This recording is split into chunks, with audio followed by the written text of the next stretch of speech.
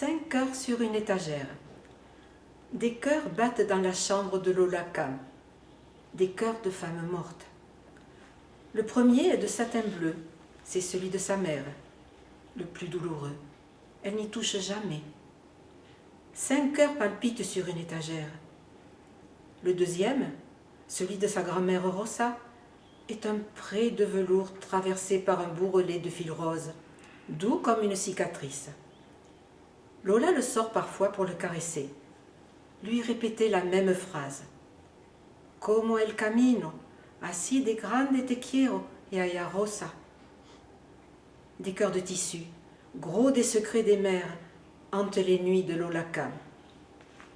Le troisième, le plus réussi, est une œuvre de taffetas rouge, de fil noir, orange et bleu. Un cœur nocturne en feu.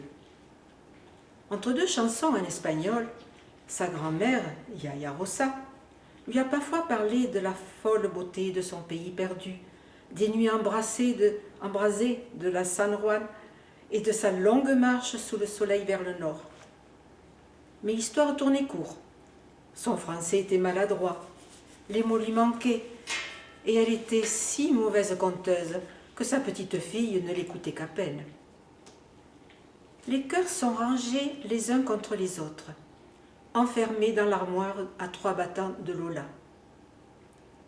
La blancheur de lin du 4e cœur est ligotée par une tige de rose dessinée à l'aiguille.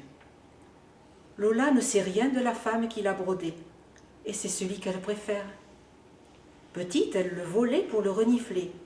Il est rêche et elle lui a toujours trouvé un parfum familier.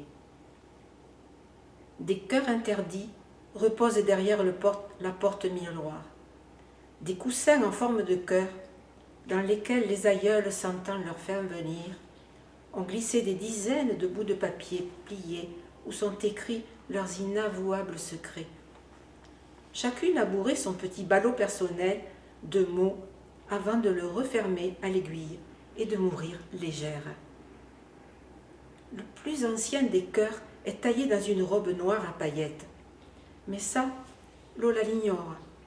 Il est tellement usé qu'on a du mal à discerner le motif brodé en son centre. On devine un vague accordéon. Le tissu élimé, réduit par endroits à sa trame, laisse voir les morceaux de papier qu'il contient. Des cœurs de femmes battent dans la vieille armoire de Lola.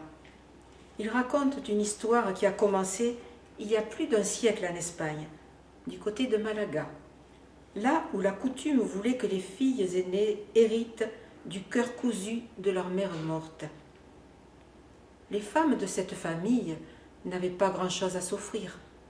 Pas de terre, pas de maison, pas de bijoux, mais elles savaient toutes écrire. Elles enseignaient ça de mère en fille et leur cœur débordait de secrets. Un cœur bien rempli est-il le signe d'une vie riche? Écrit-on davantage quand on a aimé, quand on a vécu intensément, quand on a voyagé? C'est étrange de savoir ces cœurs tranquilles au fond d'une armoire bretonne, inviolés, des cœurs exilés,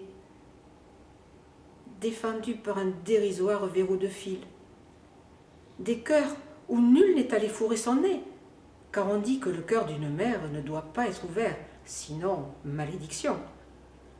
Par superstition ou par respect, les Espagnols se plient à cet interdit, et les cœurs ne sont jamais forcés. Parfois, Lola les entend s'emballer, furieux de voir leur bouche cousue à jamais. Comment ne pas répondre à leur appel muet?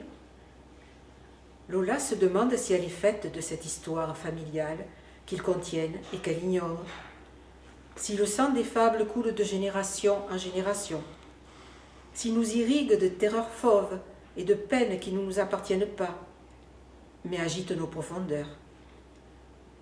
Sommes-nous écrits par ceux qui nous ont précédés?